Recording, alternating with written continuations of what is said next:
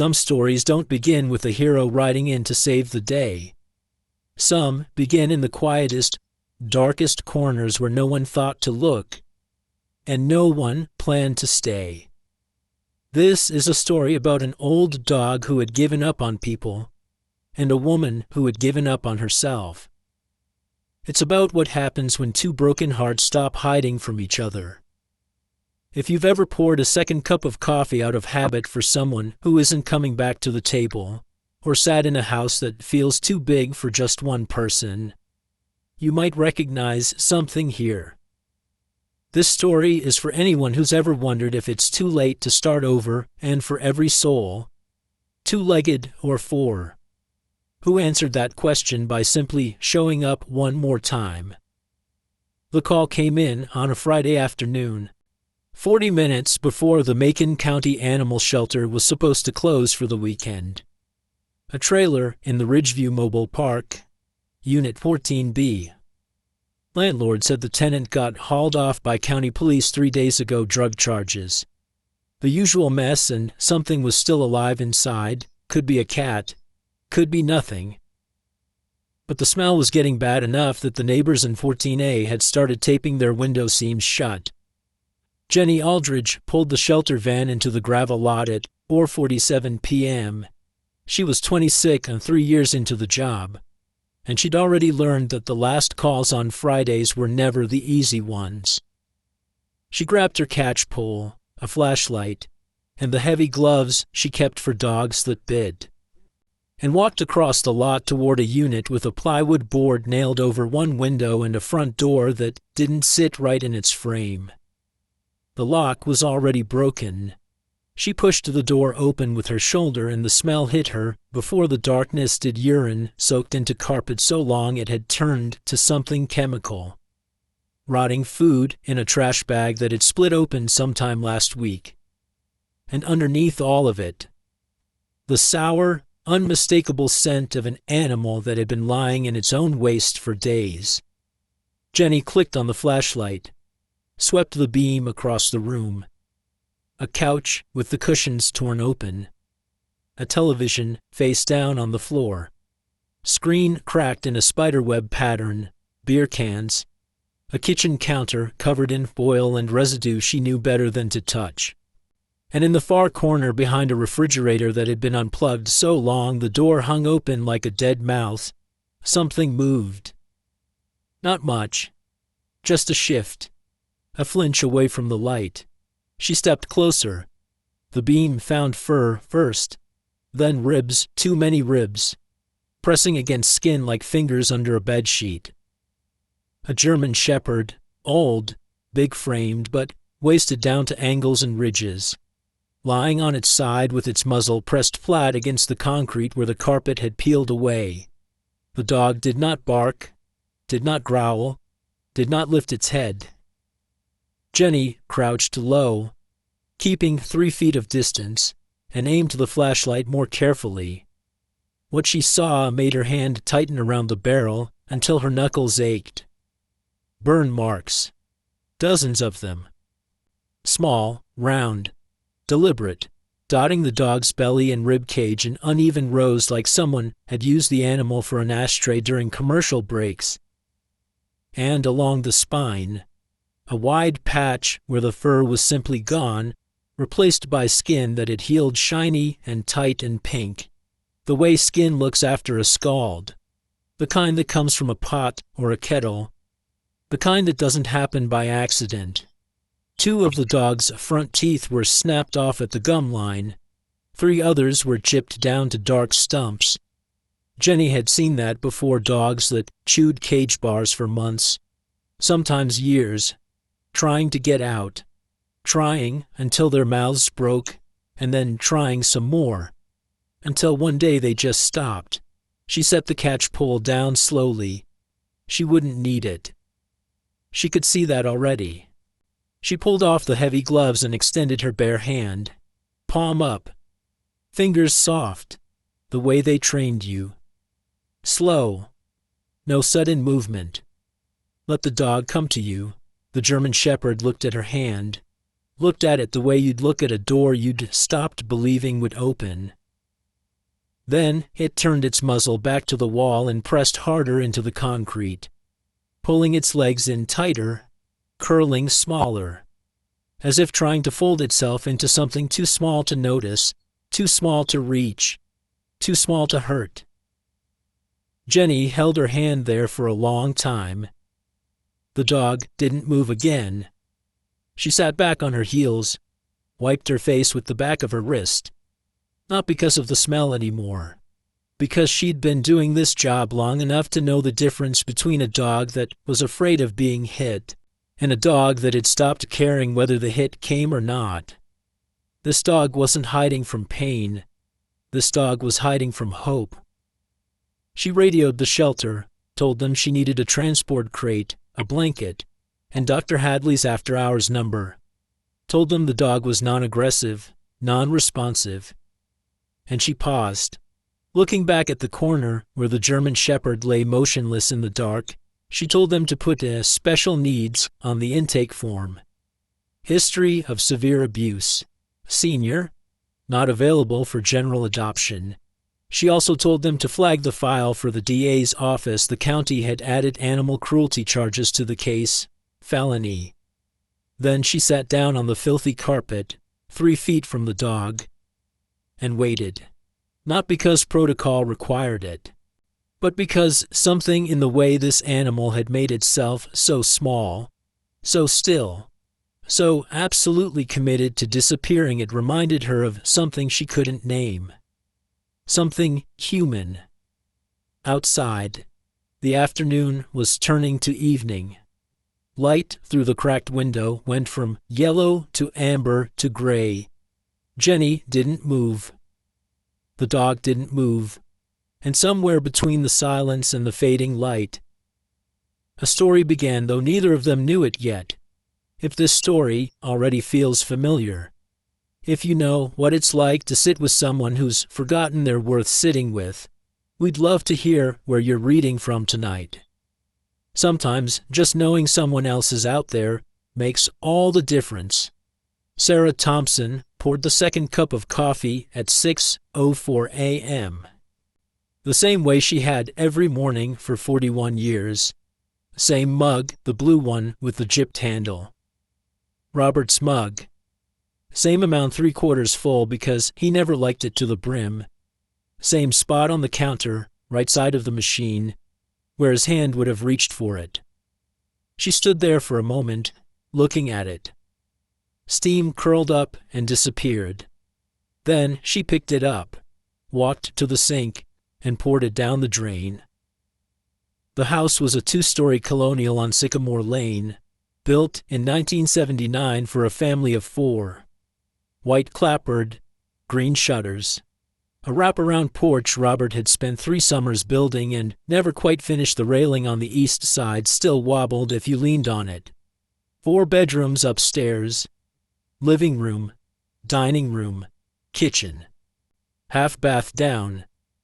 1,500 square feet of space that used to hold birthday parties and Thanksgiving arguments and a husband who sang off-key while he grilled. Now it held Sarah. And the quiet. The radio on the kitchen counter was tuned to AM 940, had been since Robert's first round of chemo. When he said, the silence made his ears ring. Patsy Cline this morning. Walkin' after midnight. Sarah didn't listen to the words anymore. She listened to the fact that someone was singing. She sat at the kitchen table and picked up her knitting. An Afghan blanket, half done. Sage green yarn. She'd started it in March. Before that, a cream-colored one she'd started in January. Before that, a blue one from last October. All of them stuffed into the wicker basket by the couch. Rolled up like small surrenders. She couldn't finish them, couldn't say why. Her hands would just stop one evening and not pick that particular one up again. Her fingers worked the needles now, slower than they used to. The Bengay she'd rubbed into her knuckles at 5:30 was already wearing off. She could feel the swelling in her right hand. The hot ache in the joints that made the yarn feel like it was fighting back. In the living room, Robert's brown leather armchair sat by the window where it had always been. Empty. She draped a white cloth over it once, then pulled it off, then draped it again, then pulled it off for good. Now, it just sat there, the leather cracking along the arms, holding the shape of a man who wasn't coming back. The phone on the wall hadn't rung in 6 days. Michael, her son in Chicago, had sent a text on Tuesday, "Hope you're doing well, Mom," with a period instead of an exclamation mark, which told her everything about how much thought went into it. Jessica in Atlanta had liked a photo Sarah posted on Facebook 3 weeks ago. A photo of the garden. Not even a comment. Just a thumbs-up icon from 800 miles away. Sarah understood they were busy. They had kids and mortgages and the kind of lives that moved fast enough to make a mother in Tennessee feel like a town you drive past on the highway. You know it's there. You just never have a reason to stop. She didn't blame them. Blame required energy. She'd stopped manufacturing somewhere around Robert's 14th month, when she was sleeping 4 hours a night in the recliner next to his hospital bed in the living room, holding his hand so he'd know someone was there if he woke up afraid. He always woke up afraid. Those last weeks. And she was always there, then he wasn't. And she still was. 30 years as a school nurse at Millbrook Elementary. 30 years of ice packs and skinned knees and calling parents to say your child has a fever. Come pick them up. 30 years of being the person other people needed. And when the last kid graduated and Robert's side of the bed went cold, Sarah discovered something that no one warns you about, that a person who has spent their whole life taking care of others doesn't know how to sit in a room alone without feeling like they've been fired from the only job that mattered. She looked out the kitchen window. The back fence had a section that had fallen over sometime in January. One post rotted through at the base, leaning into the neighbor's yard like a tired man. She should call someone to fix it. She'd been telling herself that for 2 months. Ain't nothing back there worth fencing in anyway. She turned back to her knitting. The needles clicked. Patsy Cline faded into a commercial for a hardware store in Franklin. The coffee maker dripped its last drops into an empty pot. Next door, through the kitchen wall, she could hear Maggie Dawson's back door open and close. Maggie, who still brought a casserole over every Thursday and left it on the porch with 2 knocks, never 3, because she'd learned that 3 meant Sarah might feel obligated to answer. 2 knocks meant, "I'm here. You don't have to be." Sarah's needles stopped. She looked at the sage green afghan in her lap. 6 inches done, maybe 7. She folded it carefully, set it in the basket on top of the others, and stood up to wash her mug. 1 mug. The morning passed the way all her mornings passed, slowly, carefully, and with the particular discipline of a woman who had made a routine out of absence. She watered the plants Robert had started on the windowsill, 3 of which were still alive because she refused to let them die on her watch. She sorted the mail, 2 bills, a grocery circular, a card from the church about the spring potluck she wouldn't attend. She wiped the kitchen counter twice, not because it was dirty, but because wiping it gave her hand something to do that wasn't reaching for the phone to call someone who wouldn't answer. At noon, she made a sandwich she didn't want, and ate half of it standing at the counter. Next to the shelter business card Maggie had left near the phone weeks ago, when she was first talking about the tabby she wanted to adopt. Sarah had moved the card twice while wiping down the counter and both times put it back in the same spot. She didn't know why she hadn't thrown it away. At one, she sat in the living room with a library book open on her lap and read the same paragraph 4 times without absorbing a word, because Robert's armchair was right there in her peripheral vision, and every time she glanced at it, her brain spent half a second expecting to see the shape of him before remembering. At 3, Maggie knocked twice. Sarah heard the ceramic dish settle on the porch boards. Footsteps retreating. A car door, engine, gone. She waited 10 minutes, then opened the door and brought the casserole inside. Tuna noodle this week. She put it in the refrigerator next to last Thursday's, which she hadn't touched. The afternoon turned gold, then gray. Sarah stood at the kitchen window again, watching the broken fence, the overgrown yard. The bird feeder Robert had hung from the oak tree that she kept filling because the cardinals still came, and it seemed wrong to punish them for her grief. The phone rang. Sarah stared at it. Second ring. She wiped her hands on the dish towel, a reflex. Her hands were dry and picked up. "Mrs. Thompson, this is Maggie.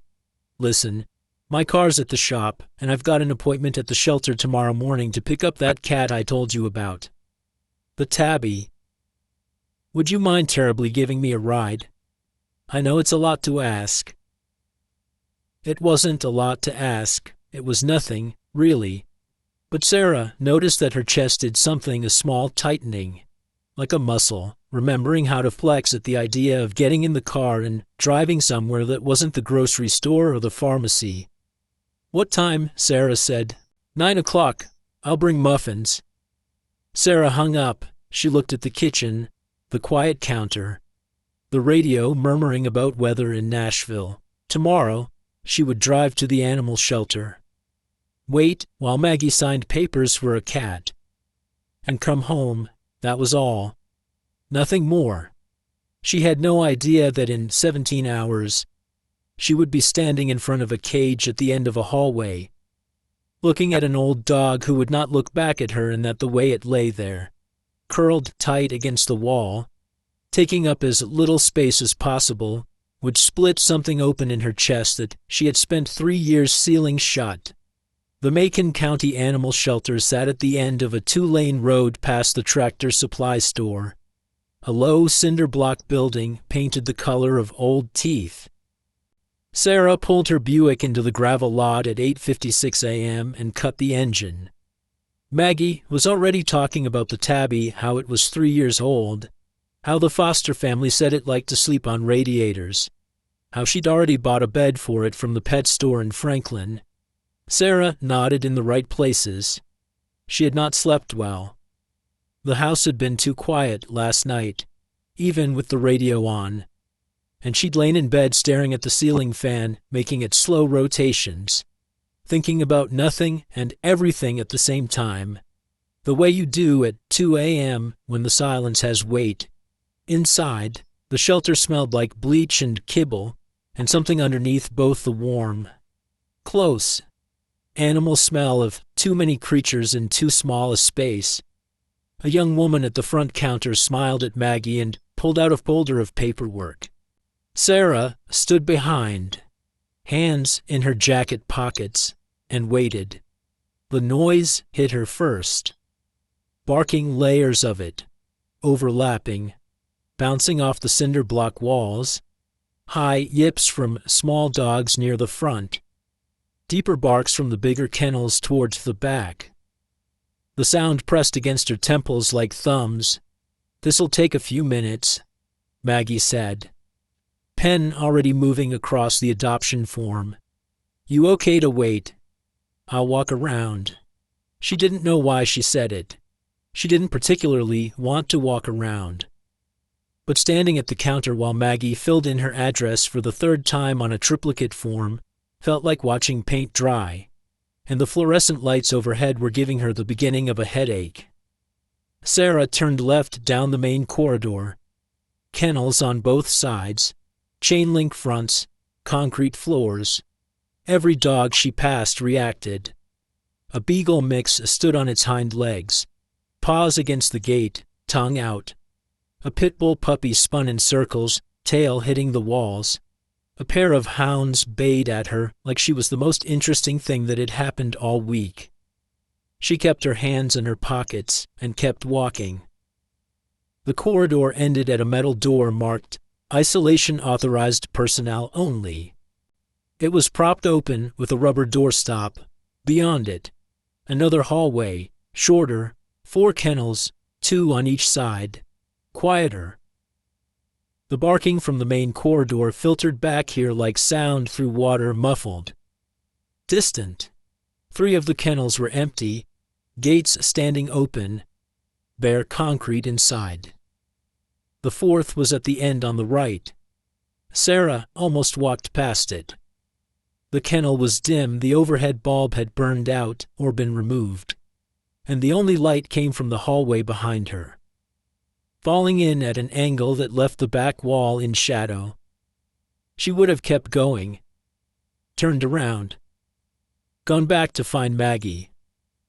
But her eye caught the card taped to the chain-link gate, and she stopped to read it. Max, male, German Shepherd, approximately 9 to 10 years, special needs, history of severe abuse. Not available for general adoption, requires experienced handler. She looked into the kennel. He was in the far corner, pressed against the junction where the back wall met the side wall, lying on bare concrete. No bed. There had been one, she could see it pushed to the opposite corner. Untouched. Still wrapped in plastic. He hadn't gone near it. A German Shepherd, big-framed. The kind that would have been handsome and imposing in his prime. But his prime was long gone. His ribs showed through a coat that was thin and patchy, dull where it still grew. Along his spine, a wide swath of fur was missing entirely, replaced by scar tissue that caught the dim light smooth, pinkish, shiny, like melted wax that had cooled in the wrong shape, and on his belly and sides.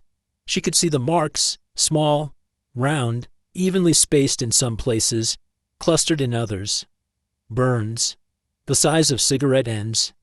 The dog lay with his muzzle flat against the concrete, eyes open but aimed at the wall. Not at her, not at the gate.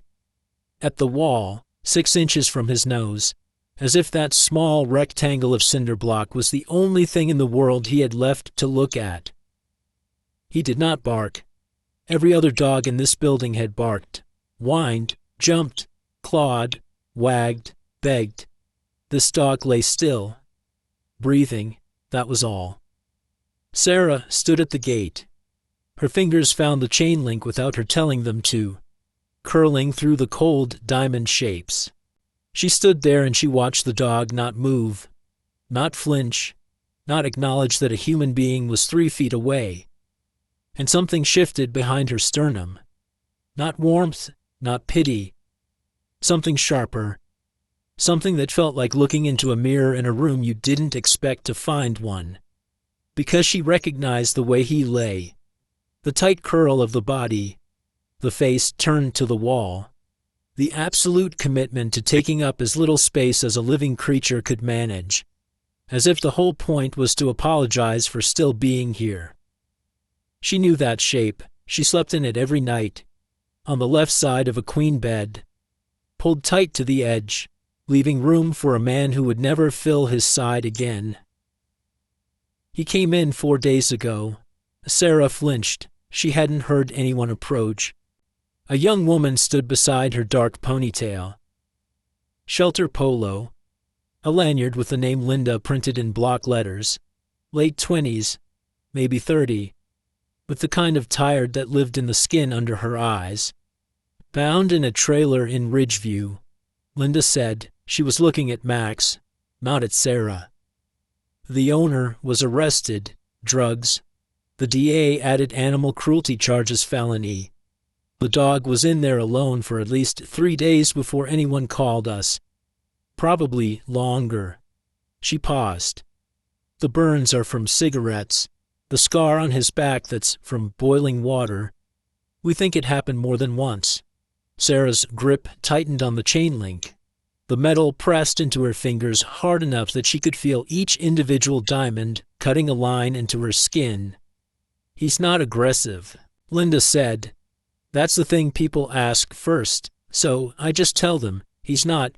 He doesn't snap, doesn't growl, doesn't bare his teeth, he doesn't do anything. She adjusted the lanyard at her neck. A small, fidgeting motion. He doesn't even flinch anymore, and honestly, that's the part that gets me. A dog that flinches is still expecting something. A dog that doesn't flinch has stopped expecting anything at all. Linda looked at Sarah for the first time, studied her for a moment, then looked back at Max. We've had people walk by, a few stopped. One couple asked about him. But when I explained the history, they chose a lab puppy instead. A small shrug. Can't blame them. Really? Sarah didn't answer. She was watching Max's ribcage rise and fall. Slow, shallow breaths. The rhythm of an animal that was still alive, only because its body hadn't received the message that the rest of it had already quit. Can I? Sarah stopped, cleared her throat. Can I go in? Linda looked at her. You sure? I won't touch him. I just want to sit. Linda hesitated. Then she unclipped a key from her lanyard and unlocked the gate. It swung open with a low creak. Sarah stepped inside. The concrete was cold even through her shoes. The smell was stronger here, not filthy.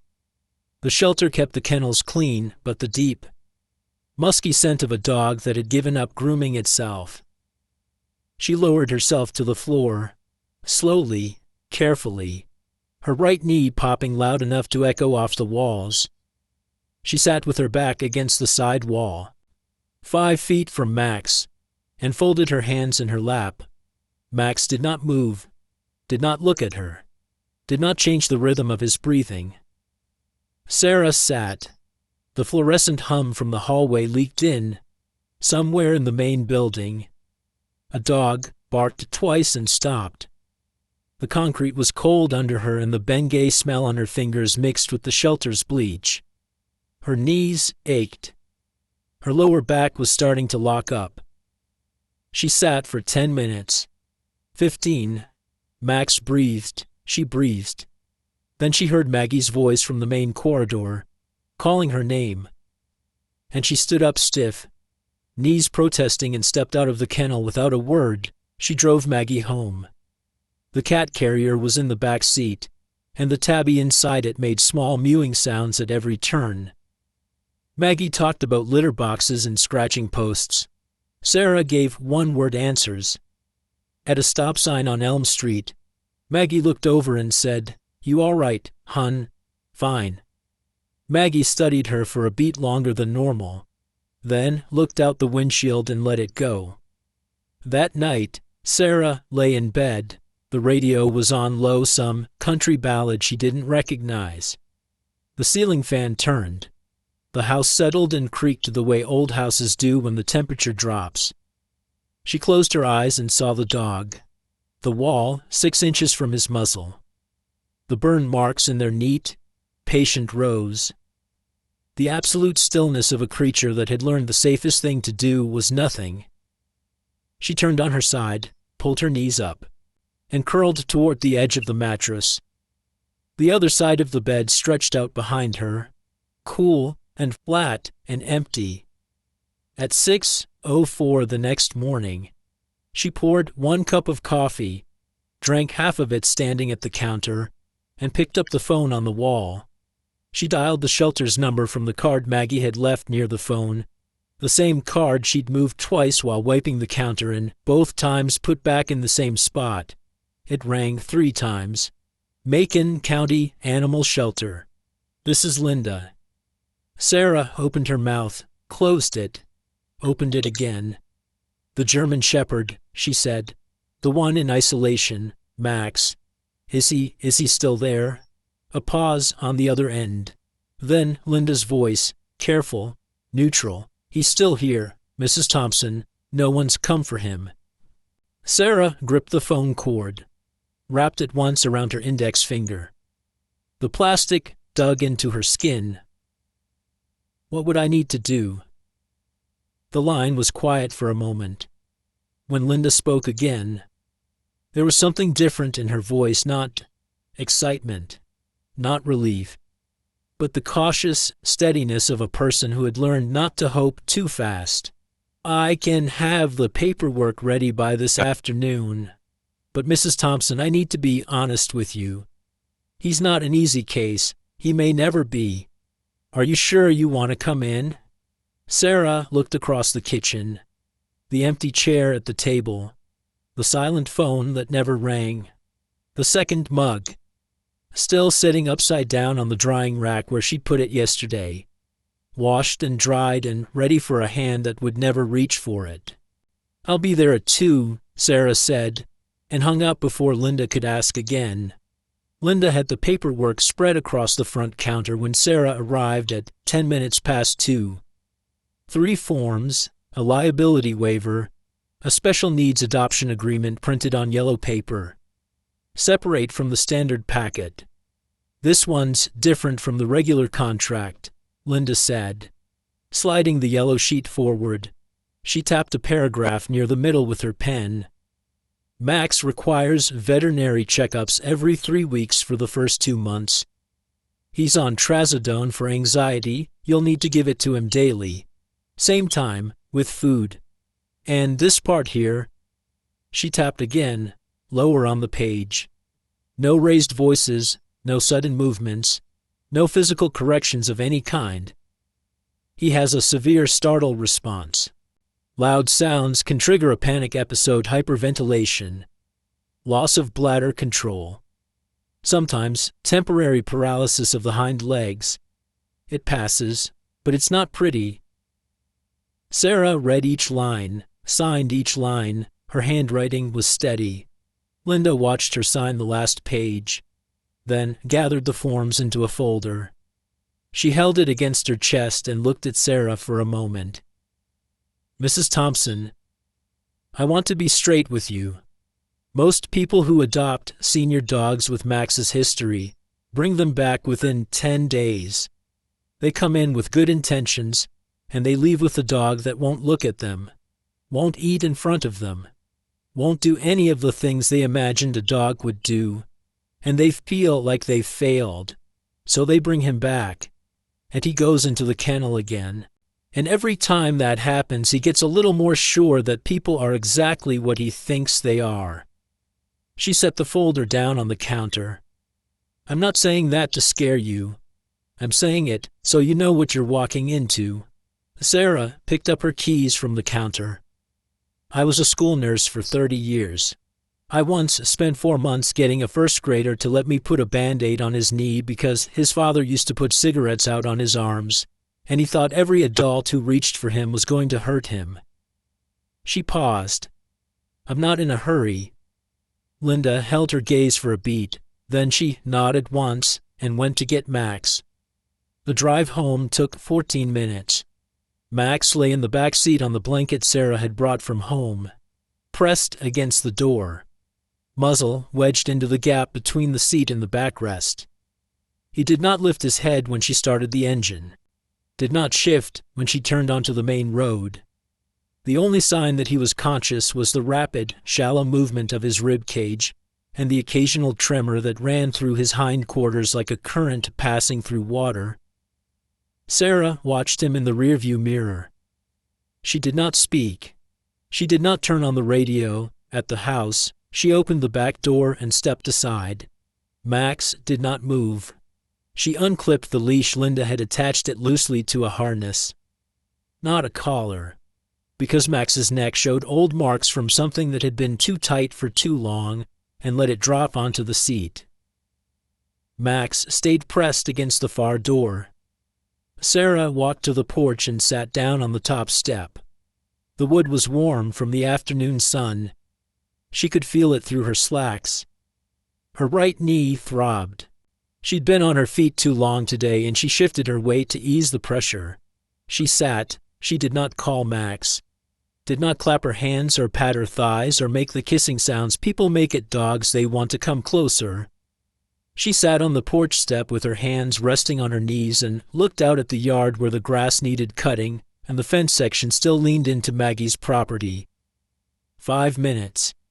Her lower back started to stiffen. 10 minutes. A mockingbird landed on the fence post and sang 3 different songs in rapid succession, like it was auditioning. 15 minutes. The sun moved enough to put the porch step in shadow, and the warmth left the wood under her. 20 minutes. Her knees locked, and the ache in her right hip had turned into something with edges. She gripped the porch railing and pulled herself up. Slowly, hearing things in her joints that she didn't like hearing, she left the car's back door open, walked inside through the front door, which she also left open, and went to the kitchen to make coffee. She was pouring the water into the machine when she heard it. A faint clicking on hardwood, tentative, arrhythmic. The sound of nails on a surface they didn't trust. She did not turn around. She pressed the button on the coffee maker and listened. The clicking moved from the front door across the entryway past the living room and stopped. Sarah waited a full minute before she walked, slowly, to the hallway. Max had found the space beneath the staircase, a triangular alcove, unlit, where Sarah kept a basket of old shoes she'd been meaning to donate. He had pushed the basket aside with his body and wedged himself into the deepest point of the triangle. His spine against the wall, his legs tucked under him, his muzzle flat against the floor, facing the wall, the same position, the same distance, the same small, deliberate disappearance. Sarah looked at him from the hallway. She did not approach. She did not crouch down or extend her hand. She stood there for a moment, then turned and went back to the kitchen. The coffee maker hissed and began to drip. That first night, she put a bowl of food and a bowl of water 3 feet from the opening of the staircase alcove. Then she went upstairs, brushed her teeth, changed into her nightgown, and got into bed. The radio played low. She lay on her left side, facing the edge of the mattress, and listened to the house. At 2:17 a.m., she heard it, the soft, hurried sound of a dog eating in the dark. Quick bites, no chewing, swallowing fast. The way you eat when you've learned that food can be taken away mid-bite. The way you eat when eating itself feels like something you might be punished for. It lasted less than a minute. Then the clicking of nails retreating back under the staircase. Then silence. Sarah stared at the bedroom wall. Her hand rested on the mattress beside her. Fingers open. Palm down on the cool sheet. She had brought a living creature into this house, a creature that ate in secret, and slept facing the wall and was so thoroughly convinced that the world was made of hands that hurt that he had forgotten hands could do anything else. And she had absolutely no idea whether she was capable of teaching him otherwise, or whether she just made a promise her 68-year-old body and her 3-year-old grief weren't strong enough to keep. In the alcove beneath the stairs, Max breathed in the dark, shallow, steady, awake. By the end of the second week, the distance had changed. Not by much. Not by anything a person standing in the doorway would notice. But Sarah noticed, because she had spent 14 days measuring the world in inches and silences, and the food bowl she had been placing 3 feet from the staircase alcove was now 2 feet away. She had moved it 1 inch per day, 14 inches total, just over a foot, and Max was eating from it, not in front of her, not yet, but the pattern had shifted, the first week. He ate only at 2 a.m. She could hear it through the bedroom floor, the frantic swallowing, the retreat. By day 9, the bowl was empty by midnight. By day 12, she heard him eating at 6:20 in the evening while she sat at the kitchen table with her knitting, 15 feet away. And the sound was different, slower, less desperate, with pauses between bites, as if he had begun to consider the possibility that the food would still be there when he came back for the next mouthful. She did not celebrate. She did not call Linda. She picked up her needles and kept her breathing even and let the sound of his eating fill the kitchen like something ordinary, something that had always been there. On the 15th day, She dropped a ball of yarn. She was knitting in the hallway she'd taken to sitting on the floor outside the staircase alcove in the evenings. Her back against the wall, needles working, not looking at Max, not speaking. Just being there with the click of metal on metal, and the smell of Bengay, and the soft pull of yarn through her fingers. The sage-green Afghan was still in the basket. She'd started something new, a scarf, just to keep her hands busy while she sat. The ball of yarn slipped from her lap, hit the hardwood, and rolled.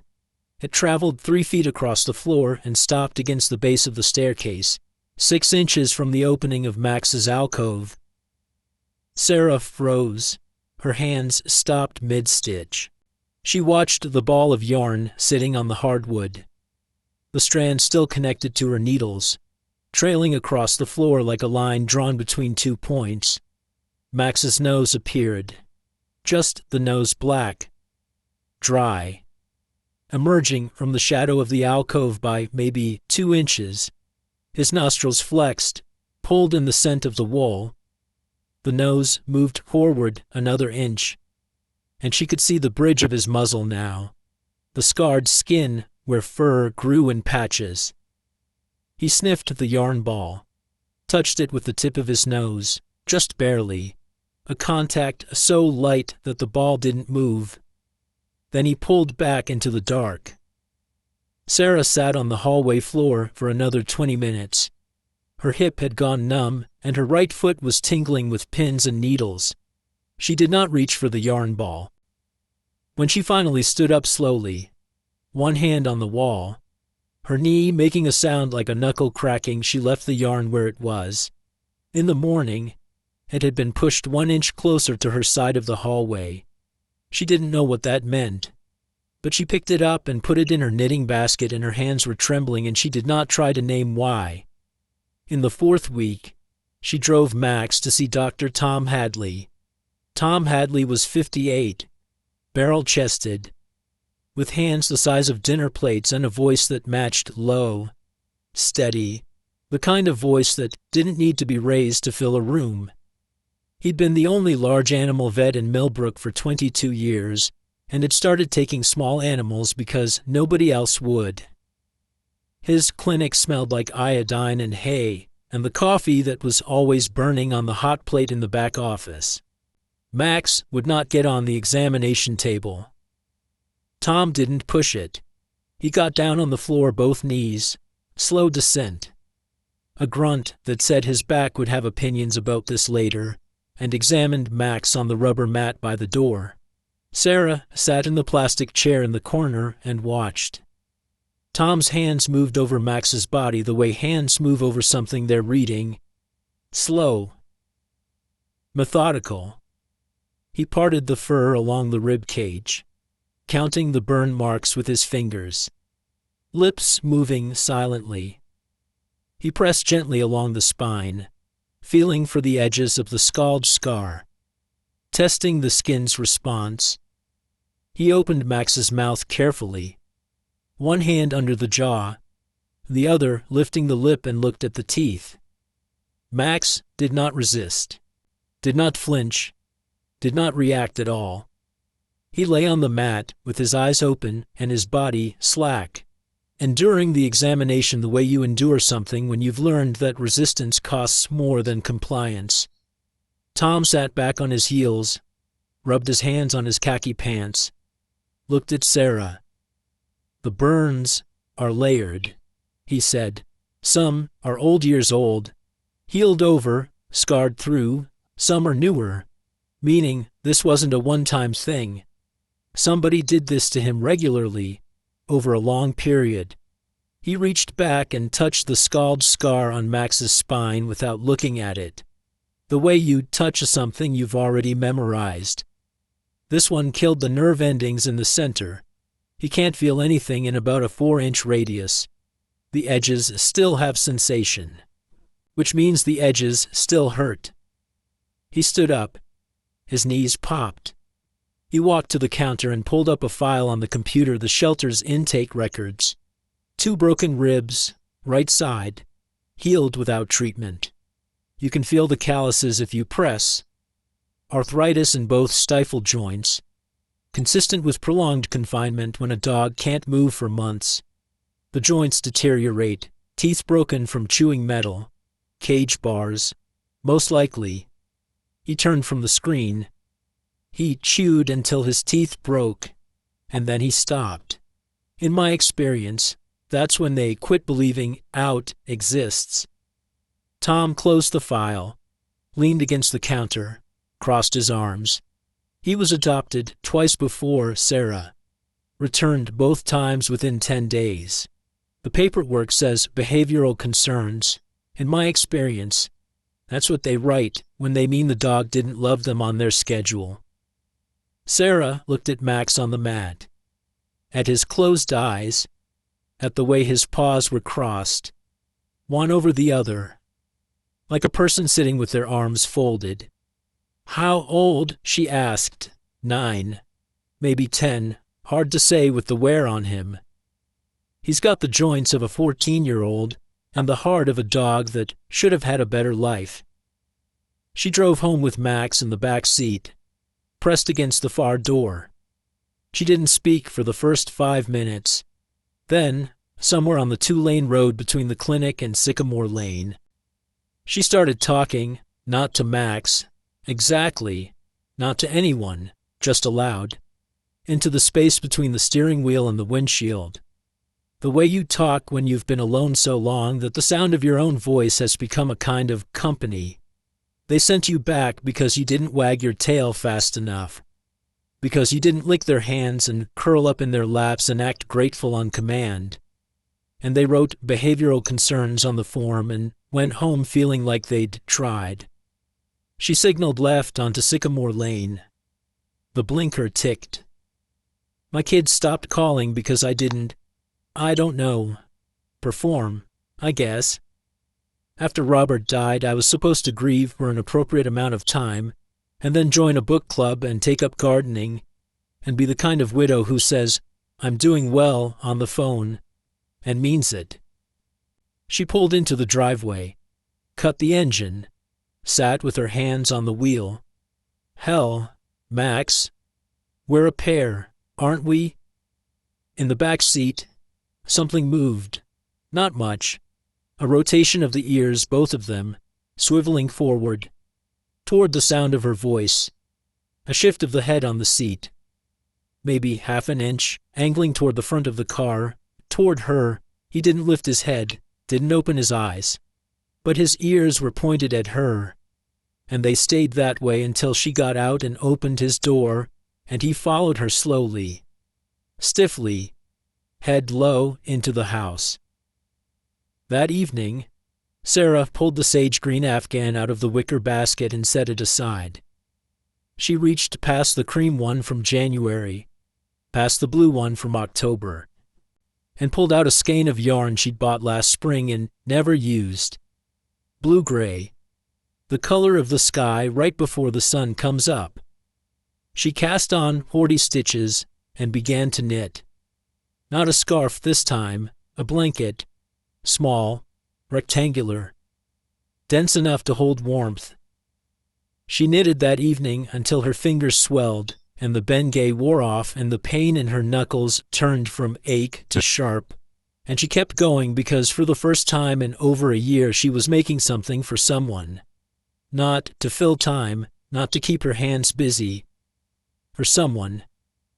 She knitted for 8 days, every evening, sitting in the hallway outside the staircase alcove, needles clicking, radio murmuring from the kitchen. Max lay in his corner and she sat against her wall, and between them the yarn grew into fabric. Row by row, the blue-gray color pooling in her lap like something being gathered. On the 8th evening, she bound off the last stitch, held the blanket up. It was 28 inches by 32 inches, tight-knit, heavier than it looked. She folded it in thirds and laid it on the floor at the entrance to the alcove, one edge just inside the shadow where Max's space began. Then she stood up, turned off the hallway light, and went to bed at 5:50 a.m. She came downstairs. Max was lying on the blanket, not in the alcove on the blanket, at the threshold, half in shadow and half in the pale gray light that came through the front door sidelight window. His body was different. Not the tight defensive curl she'd seen every morning for 4 weeks, muzzle to tail. Legs tucked, everything pulled in. He was lying on his side, legs extended, his ribcage rising and falling in long, slow breaths. His muzzle rested on the folded edge of the blanket, and one paw, the left front, the one with the split nail that had never healed right, was stretched out past the blanket's border, resting on the bare hardwood, reaching for nothing. Just out, extended into space, because for the first time in however long, his body had decided there was room enough to unfold. Sarah stood at the bottom of the stairs and looked at him. She looked for a long time. Then she walked to the kitchen, reached for the cabinet where the mugs hung on their hooks, Robert's blue one on the left, her white one on the right. Her hand went left. Habit, muscle memory. 41 years of reaching for the blue mug first. Her fingers touched the handle. She stopped. She looked at the blue mug, at the chip on the handle where Robert had knocked it against the faucet in 1994, and said, "Well, it's got character now," at the glaze worn thin where his thumb had rested every morning for 4 decades. She pulled her hand back, reached right, took the white mug, set it under the coffee maker, pressed the button. 1 cup, her cup. The machine dripped and hissed and filled the white ceramic with dark coffee, and Sarah stood there in the kitchen at 5:55 in the morning. And the quiet that surrounded her did not feel like the kind of quiet that was done to her. It felt like the kind of quiet that she was, for the first time, sharing, in the hallway, on a blue-gray blanket that smelled like yarn and Bengay, and the particular warmth of a woman's hands. An old dog breathed. The storm came on a Tuesday night in the 6th week. Sarah heard it building before she saw it, the pressure drop that made her sinuses ache. The way the air through the kitchen window went from warm to metallic in the space of an hour. By 8 p.m., the radio had switched from music to weather alerts. The announcer's voice flat and practiced a severe thunderstorm warning. Macon County, until 2 a.m., possible hail, damaging winds. She closed the windows, unplugged the television she never watched, put a flashlight on the kitchen counter in case the power went. Routine things. The things you do when you've lived in Tennessee long enough to know that spring storms are not suggestions. The first crack of thunder hit at 9:14 p.m., not a rumble, a crack. Sharp and percussive. The kind that sounds like something structural breaking directly above the house. The kitchen lights flickered. The radio cut out for half a second and came back buzzing. From the hallway, a sound. Sarah set down her knitting and listened. The sound came again, a rapid, rhythmic scraping. Nails on hardwood. Not the tentative clicking she'd grown used to over the past 6 weeks. This was frantic, desperate. The sound of claws digging against a surface they couldn't grip. Legs trying to push a body somewhere it couldn't go. She stood up, walked to the hallway entrance. Max was in the alcove, but he wasn't lying still. His body was moving in hard. Convulsive jerks, his legs scrambling against the floor. His hindquarters slamming against the wall. His mouth open and panting in short, gasping bursts that were too fast to be breathing. His eyes were wide and fixed on nothing she could see. Every muscle in his body was engaged, vibrating, locked into a frequency that had nothing to do with this house or this hallway or this night. Lightning flashed through the sidelight window beside the front door. White light flooded the hallway for half a second. Max's body seized a full-body contraction, spine arching, legs rigid. A sound coming from his throat that wasn't a bark or a whine, but something between the two. Something she had never heard from a dog. Something that sounded like a machine being asked to run past its capacity. Thunder followed. The house shook. A picture frame on the hallway wall rattled against its nail. Sarah sat down on the hallway floor. Not close to Max. Not near the alcove. She sat against the opposite wall, 8 feet away, her back against the plaster, her legs extended, her hands resting open in her lap. The floor was cold through her slacks. Her right hip protested immediately a sharp, hot complaint that she noted and ignored.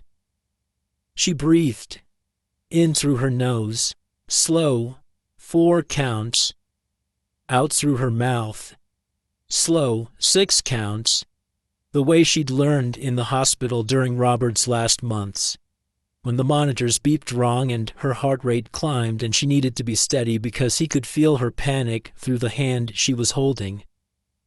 Lightning. The hallway went white. Max's claws raked the hardwood. She could hear the scratches. Thin lines being carved into the finish Robert had refinished himself the summer of 2011.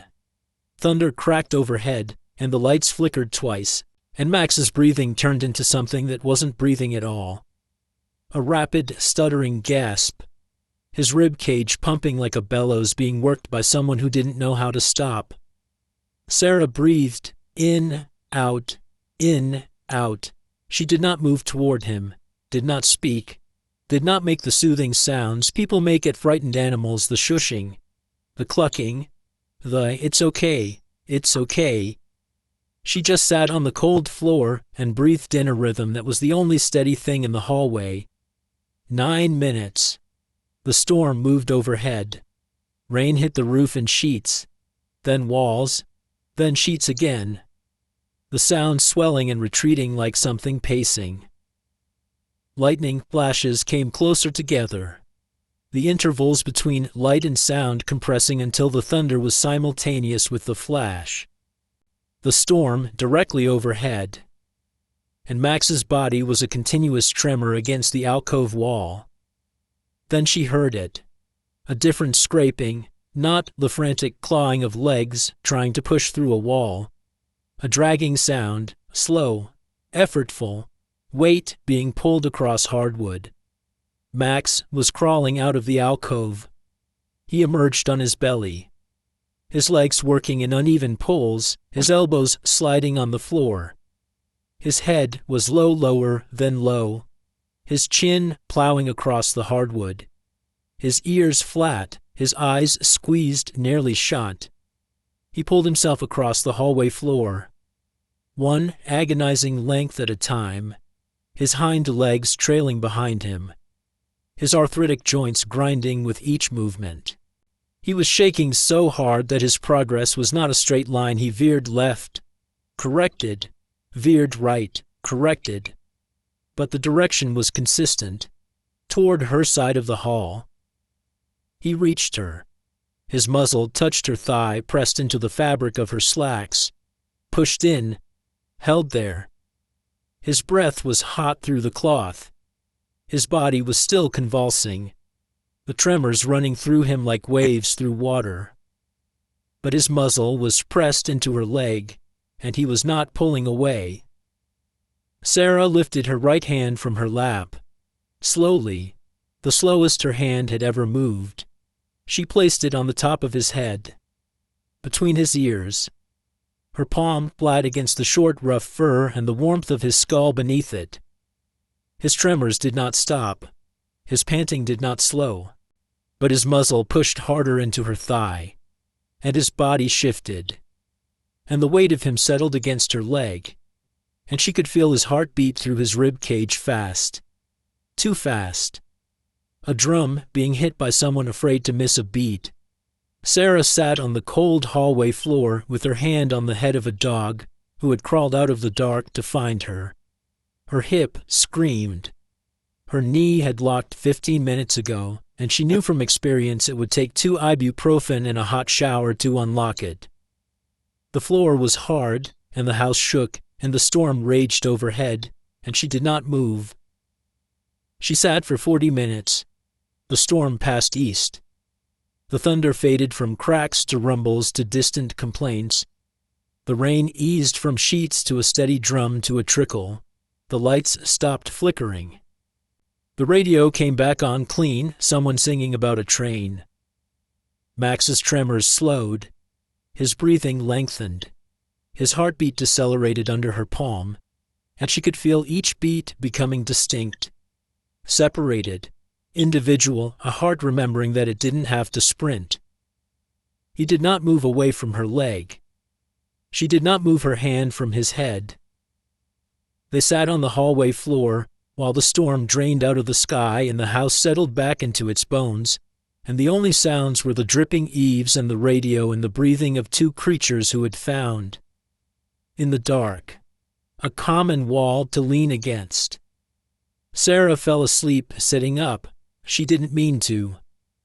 Her chin dropped and her hand went slack on Max's head, and the next thing she knew, gray light was pressing through the side light window, and her neck was bent at an angle that had turned the muscles into hot wire. She opened her eyes. Max was gone from her side. She looked down the hallway, empty, looked toward the alcove. Empty, the blue-gray blanket was there, but Max was not on it. She gripped the wall and pulled herself up, her knee buckling once before it held, and walked to the staircase, looked up. Max was lying at the top of the stairs, on the carpet runner in the upstairs hallway, 5 feet from her bedroom door. He had climbed the stairs sometime while she slept 14 steps, each one a negotiation with his arthritic hind legs, and settled himself in the hallway outside the room where she slept. He was awake, his eyes were open, and when she looked up at him from the bottom of the staircase, he looked back, not at the wall, not at the floor, at her. 2 seconds of direct eye contact, brown eyes, clouded with age, holding steady on her face before he lowered his head to his paws and closed them. 2 seconds, it doesn't sound like much. But Sarah stood at the bottom of the stairs with her hand on the newel post and her locked knee and her aching hip and her neck that would hurt for 3 days. And those 2 seconds landed in her chest like something with weight. She went to the kitchen, made coffee, 1 cup, opened the back door because the morning smelled like wet earth and ozone and the particular green sweetness that comes after a hard rain in Tennessee when everything that was dusty has been washed clean. Max came downstairs. She heard him slow, 1 step at a time, hind legs careful on the descent. He walked through the kitchen. He walked past her close enough that his shoulder brushed her calf. The first time he had voluntarily touched her while upright and moving and went to the back door, he stepped outside, into the yard, into the wet grass that soaked his paws and the morning air that was cool and clean and moving. He walked to the center of the yard, halfway between the porch and the broken fence, and he stopped.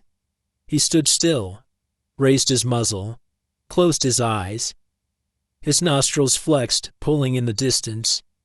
The damp earth, the sourwood blossoms from 2 yards over, the world. His ears rotated forward, catching sounds she couldn't hear. His body was still, not the frozen stillness of fear, a different kind, the stillness of a creature standing in open space and letting the air move over him without expecting it to carry pain. Through the gap in the broken fence, Sarah saw Maggie on her back porch, watering can frozen mid-tilt, watching Max standing in the wet grass with his eyes closed and his muzzle raised like a dog remembering what wind was for. By the following Thursday, Maggie had told Evelyn Harris at the grocery store. Evelyn had told Pastor Wilson's wife. Pastor Wilson's wife had told the women's circle at First Baptist. And on Saturday afternoon, a boy appeared at the broken fence. Ben Kowalski, 10 years old, thin, dark-haired, serious-faced. He lived 3 houses down with his mother, who worked double shifts at the hospital in Franklin. He stood at the gap in the fence with a paperback book under his arm and his sneakers muddy from cutting through the Dawson's side yard. "Does he bite?" Ben said, looking at Max, who was lying in the grass near the back steps. Sarah was sitting on the porch with her knitting. He's forgotten how. Ben considered this. He sat down on Maggie's side of the fence, cross-legged in the grass, and opened his book. He began to read aloud, slowly, with the careful pronunciation of a child who was still practicing, stumbling over syllables, going back, trying again. Max's ears turned, both of them, forward toward the boy's voice. Ben read for 20 minutes. When he left, he said, "I'll come back tomorrow, if that's okay." Sarah said that was okay. He came back the next day, and the day after that, and every afternoon that week, sitting at the fence with a different book, reading to a dog who lay in the grass and listened with his ears pointed at a voice that asked nothing of him except to be there. Sarah sat on the porch steps and watched them, the boy with his book and the dog with his ears, and the knitting needles clicked in her hands, and the afternoon light was warm, and the mockingbird was singing on the new perch it had claimed on the fallen fence post. And somewhere in the middle of all of that, she realized something that made her hands stop moving. The house sounded different. Not the silence she'd been living in for 3 years, the thick, padded silence that absorbed every footstep and gave nothing back. The house sounded like someone was home. The click of nails on hardwood. The sigh of a body settling into a blanket. The small sounds of a living creature occupying space without apologizing for it. The house sounded like someone was home, and that thought moved through Sarah's chest like a crack through ice. Because the last time she had believed that the last time she had let herself feel that this house held more than just her, Robert was alive. And then Robert was dying, and then Robert was dead. And the distance between someone is home and you are alone again had been 14 months of morphine patches and hospital beds and a man who couldn't remember her name calling out for her in the dark. She picked up her knitting. Her hands were shaking and the needles clattered against each other, and she had to wait for the tremor to pass before she could work the next stitch.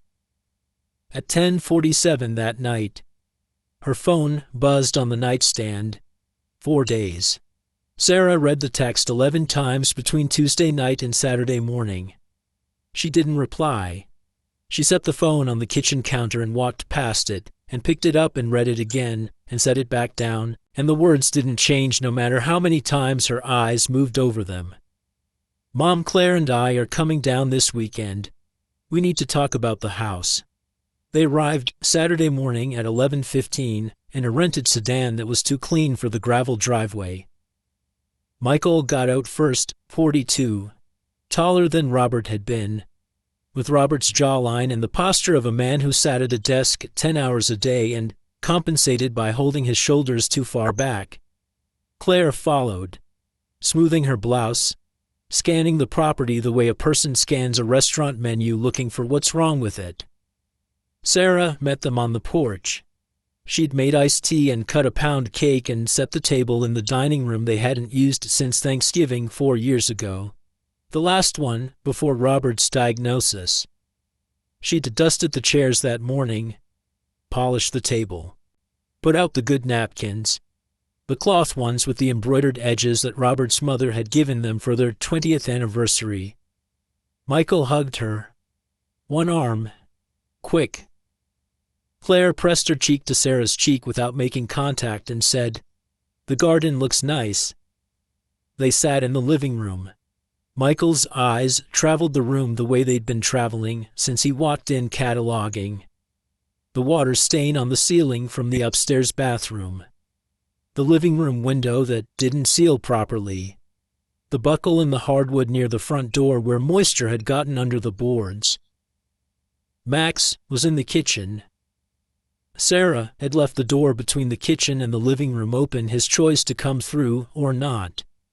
He had not come through, She could hear him on the tile, the faint shift of his body, the sound of a dog lying very still in a room adjacent to voices he didn't know. "So," Michael said. He leaned forward, elbows on knees, hands clasped. "Mom, I'm just going to be direct. You always are. The house needs work. Real work. The roof alone is going to be 15 tis, maybe 20,000. The HVAC is original, that's another 10. The porch railing is a liability issue. And that's just what I can see standing in the driveway." He opened his hands, palms up, a gesture that was meant to look reasonable. "I talked to a realtor in Franklin. The lot alone is worth $380, maybe $400 in this market. You could get a nice place, a condo, maybe. Something single level, closer to town, closer to people. I have people, Mom. Maggie's next door. Tom Hadley comes by. The boy down the street reads to." She stopped. Claire, from the love seat, filled the gap. "Maggie mentioned you took in a dog from the shelter, some kind of rescue. A German Shepherd. His name is Max." Michael looked at the doorway to the kitchen. "Mom, Maggie said this dog has issues. She said he was abused, that he's on medication. Maggie said a lot, apparently." Michael exhaled through his nose. "I called her because you don't pick up the phone. I call, Mom, I call and it rings and you don't answer. And then you text back 2 days later with, 'I'm fine,' and I'm supposed to just—" He stopped, reset, the clasped hands again. "I'm worried about you. We both are."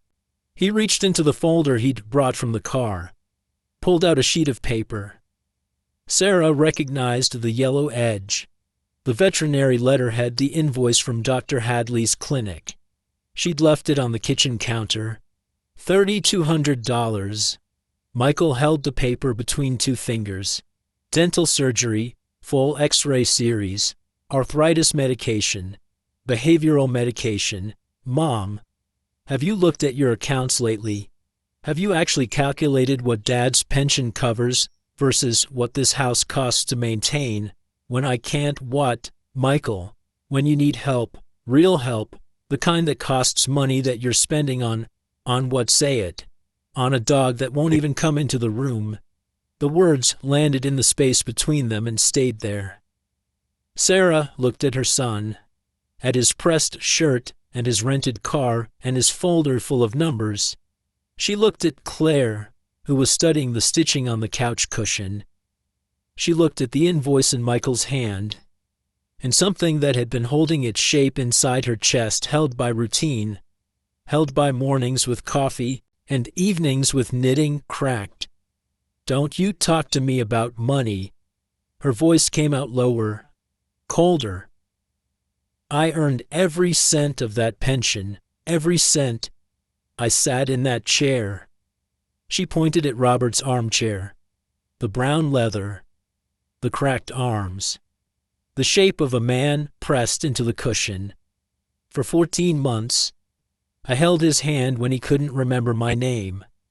I cleaned him when he couldn't get to the bathroom. I watched him waste away to nothing, and I was there for every single pound he lost. She was standing now. She didn't remember standing up. "You visited twice, Michael, twice, Thanksgiving and the week before he died. When the hospice nurse told you it was time, Jessica came once. And you want to sit in my living room and tell me how to spend the pension I earned sitting next to your father while he—" She stopped. Not because she ran out of words, because she heard the sound from the kitchen. Nails on tile, frantic, skidding. The sound of a dog trying to make itself smaller. Legs scrambling, claws scratching against the floor. The sound of an animal whose body had registered raised voices and activated the only program it had left disappear. Sarah turned toward the kitchen doorway. Max was in the far corner, wedged between the refrigerator and the wall. His legs were folded under him, his head pressed to the floor, his ears flat against his skull. His body shook in the same rapid, convulsive rhythm she'd seen during the thunderstorm. His eyes were open, fixed on nothing, seeing something that wasn't in this room. Sarah looked at Max in the corner. She looked at her own hand, still extended toward Robert's chair, index finger pointing the hand of a woman making an accusation. She looked at Michael, whose face had gone the color of old paper. She looked at Claire, pressed back against the love seat cushions. She had done this. She had stood in the room where she'd promised a broken animal he would be safe, and she had filled it with the exact thing that had broken him. Raised voices, anger.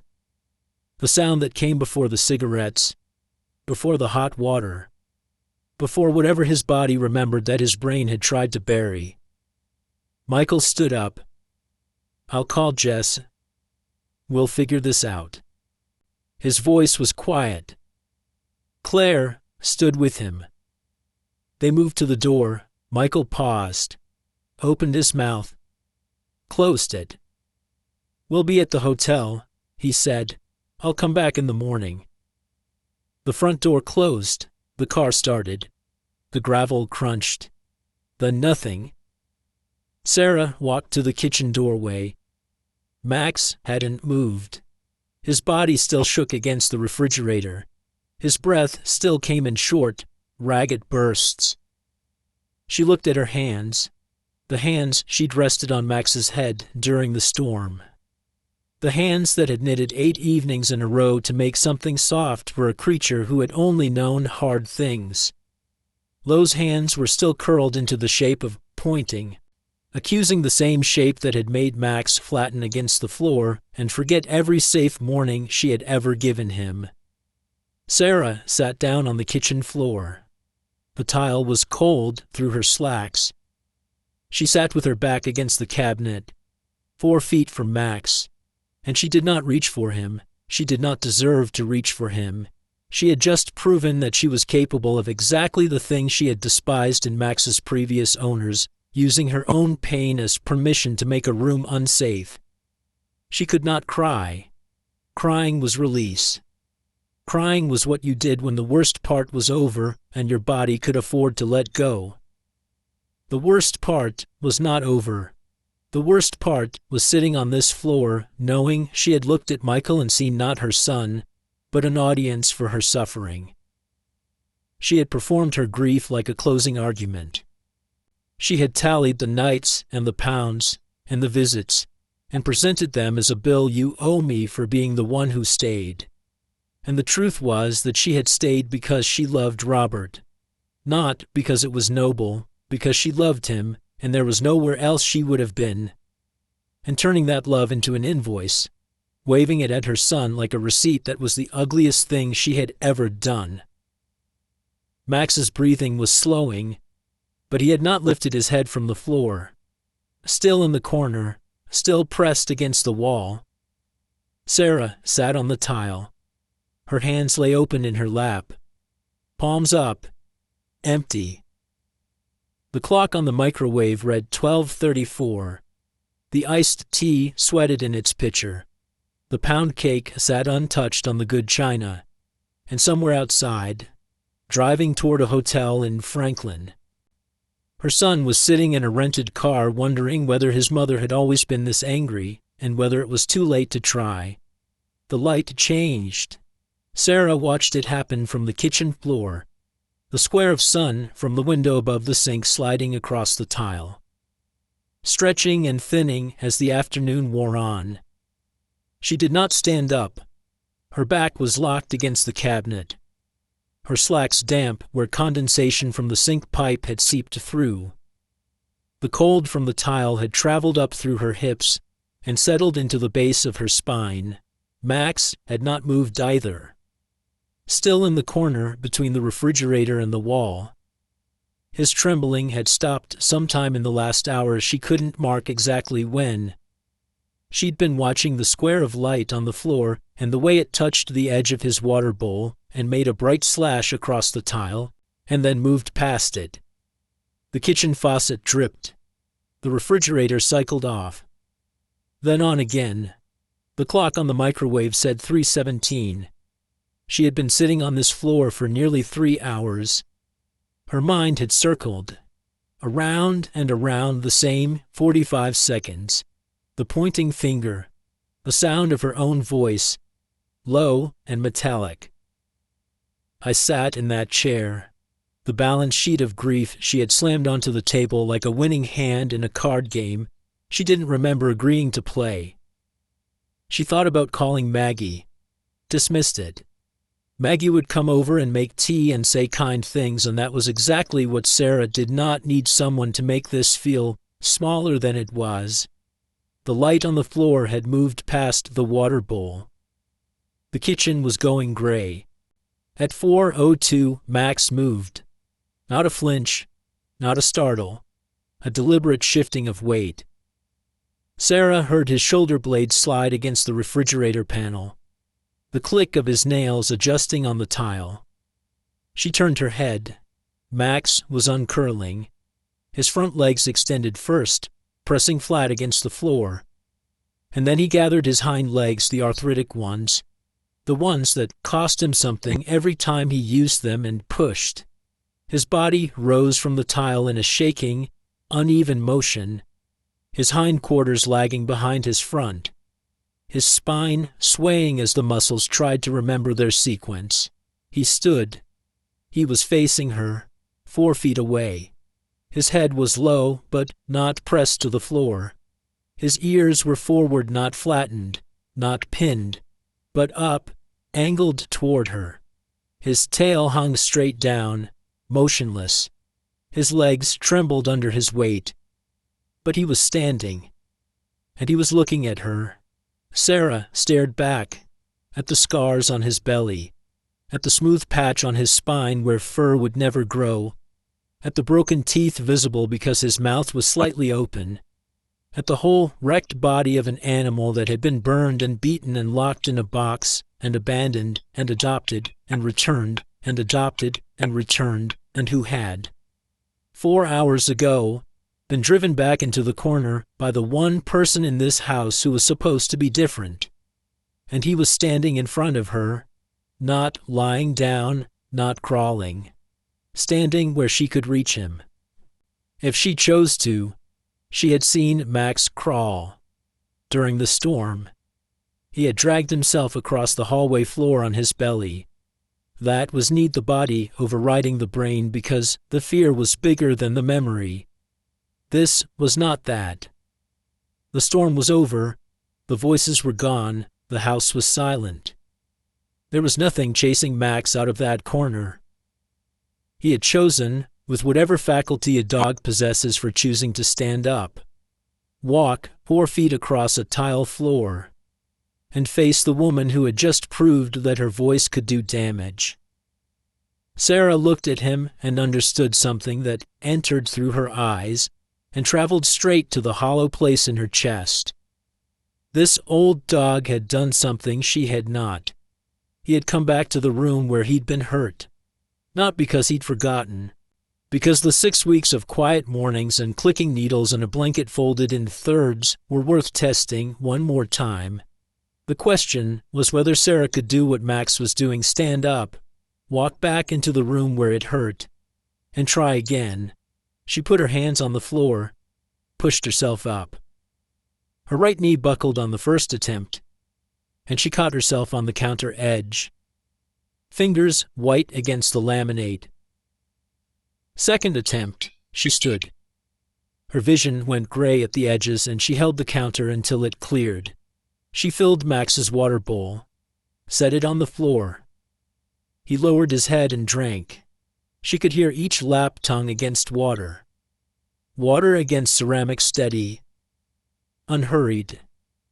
Sarah walked to the phone on the wall, lifted the receiver, dialed Michael's cell.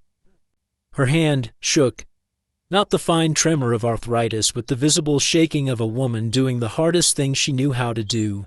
3 rings, 4, 5. She thought he wouldn't answer, then a click. Mom. Guarded, tired. Michael, I owe you an apology. She gripped the phone cord. The plastic bit into her finger. "What I said about your father was cruel. I used his death to punish you, and I had no right. You came here to help me, and I turned it into a weapon. I'm sorry." Silence. Long enough that she heard the hotel room's air conditioning through the receiver. Long enough that she pressed the phone harder against her ear to make sure the line was still open.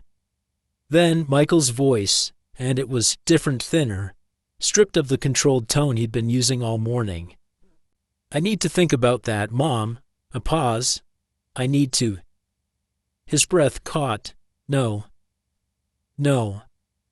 I don't need to think about it. I should have called more. I know that after Dad.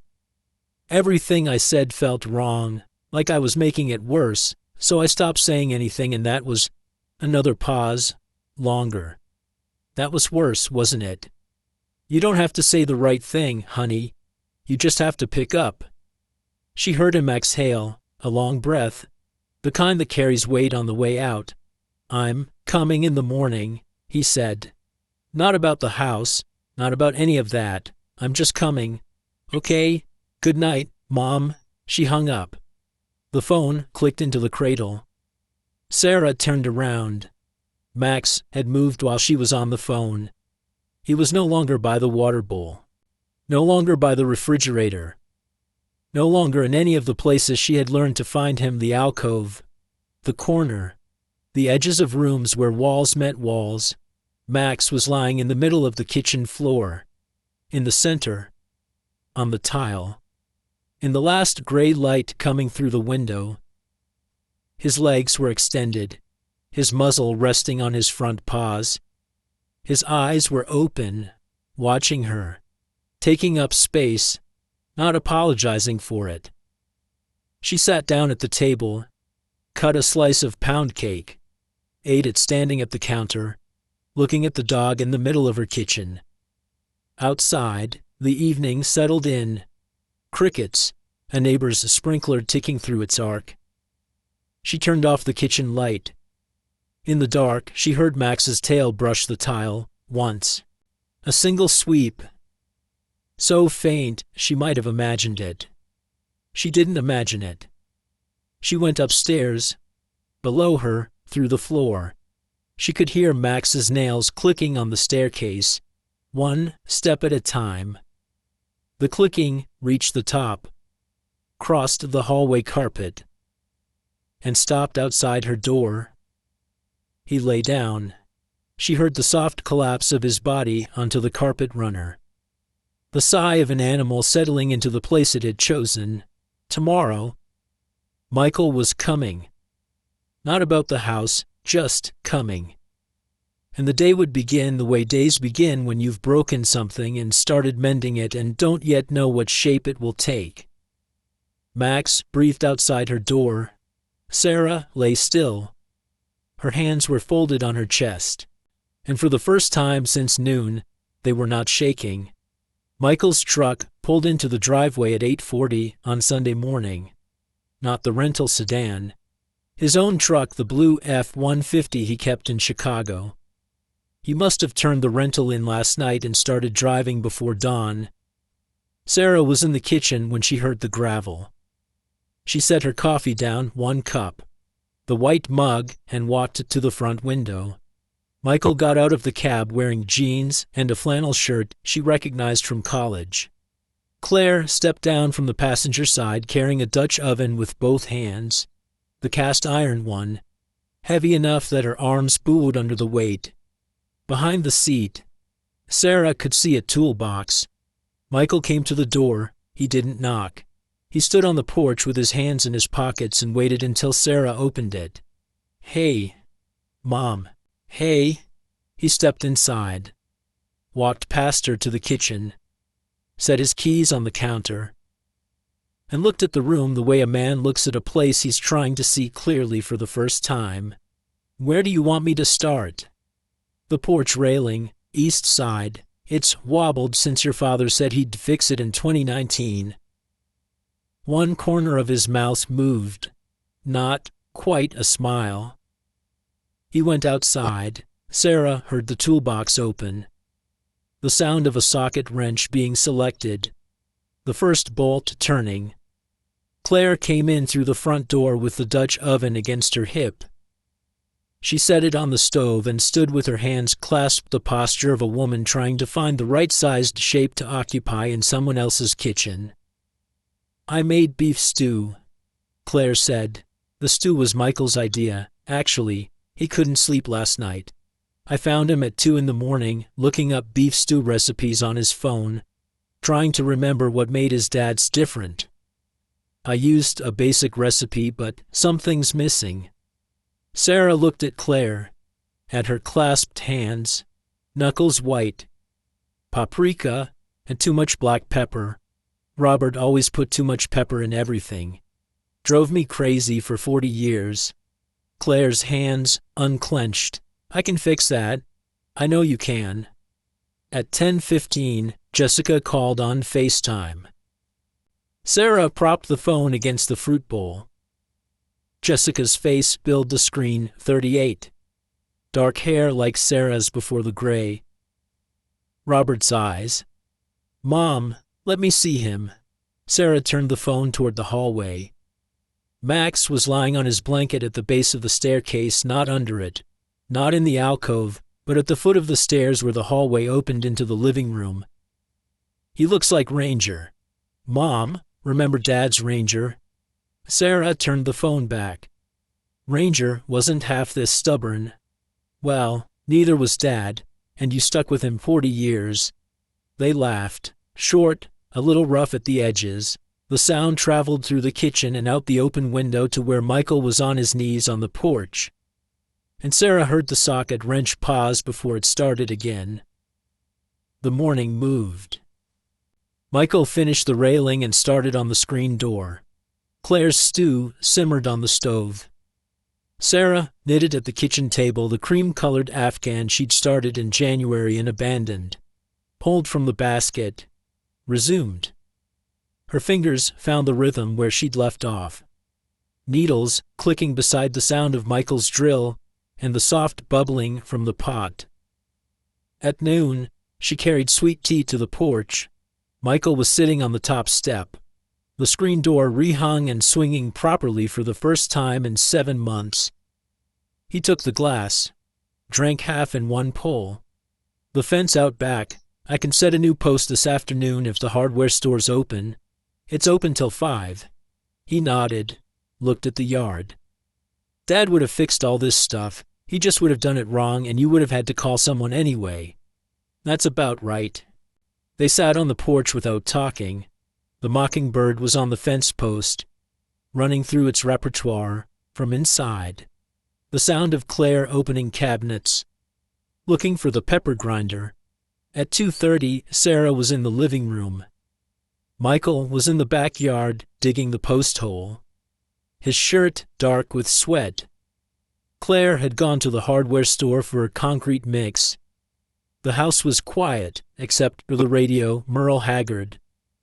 Something about being on the run. Sarah turned from the window and stopped. Max was on Robert's armchair. He had climbed up. She could see the effort it had cost him and the way his hind legs were still trembling. He was curled on the leather cushion, his muzzle resting on the armrest where Robert's forearm used to rest. The blue-gray Afghan was bunched beneath him, half on the cushion, half trailing to the floor. He must have dragged it from the hallway. Sarah stood in the doorway. A drop of condensation fell from the tea glass onto her shoe. The leather armchair. Robert's chair. The chair nobody sat in. The chair that held the shape of a man she'd loved for 40 years and mourned for 3 and used as a weapon yesterday afternoon. Max was on it, resting, his eyes half closed, his breathing slow. The leather creaked under his weight when he shifted. He was not apologizing for being there.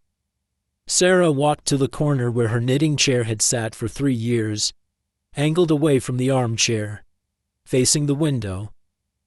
She picked it up and carried it across the room, set it down next to Robert's chair, close enough that if she extended her arm, Her fingers would reach the Afghan bunched under Max's chin. She sat, picked up the cream Afghan from her basket, resumed. Michael appeared in the kitchen doorway, dirt on his forearms. He saw his mother in her knitting chair. He saw the dog on his father's armchair. He saw the Afghan and the way the chair was pulled close. He stood there for 5 seconds. His throat worked once. He raised his water glass, drank, and went back to the yard without a word. The screen door swung shut smooth now. No sticking. The weeks after had a different texture. Sarah walked Max every morning, short distances, to the end of Sycamore Lane and back. Max's hind legs set the pace and Sarah's knees agreed with it. Maggie, watching from her porch, told Evelyn Harris at the grocery store, "Those two walk like they got one good set of legs between 'em." Ben came every afternoon with a new library book. His voice grew steadier, the stumbles fewer. Max lay on Sarah's side of the fence, ears angled toward the boy's voice. Dr. Hadley started coming by for monthly checkups. He said it was easier than loading Max into the car. After the examination, he sat at the kitchen table and drank coffee. One afternoon he leaned back and said, "Sarah, the toughest patients aren't the ones who bite. It's the ones who stop trying. Max stopped trying. And then you came along and were too stubborn to take the hint." Sarah refilled his coffee. "Tom, I was a school nurse for 30 years. You think a 10-year-old German shepherd scares me? I handled second graders with head lice." He laughed hard enough the coffee sloshed over the rim, and Max, lying on the kitchen tile, lifted his head at the noise and lowered it again.